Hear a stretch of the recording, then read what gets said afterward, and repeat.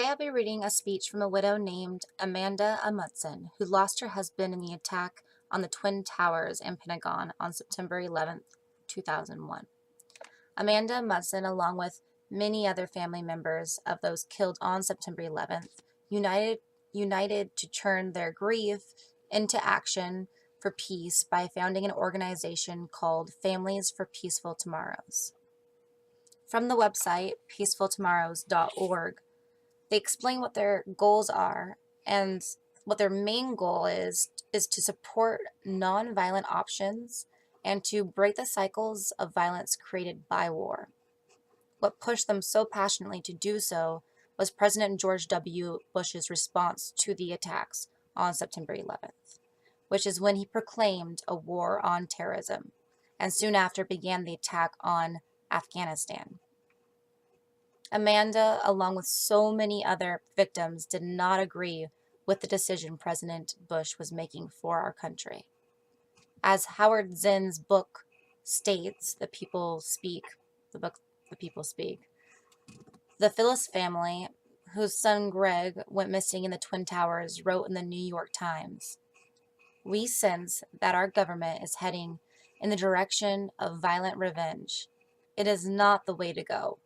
It will not avenge our son's death, not in our son's name." While Amanda Amundsen sent a similar statement to the Chicago Tribune, stating this: "My husband, Craig Scott Amundsen of the U.S. Army, lost his life in the line of duty at the Pentagon on September 11th, as the world looked on in horror and disbelief. Losing my 28-year-old husband and father of our 2 young children is a terrible and painful experience. I have heard angry rhetoric by some Americans, including many of our nation's leaders, who advise a heavy dose of revenge and punishment. To those leaders, I would like to make clear that my family and I take no comfort in your words of rage. If you choose to respond to this incomprehensible brutality by enabling violence against other innocent human beings, you may not do so in the name of justice for my husband.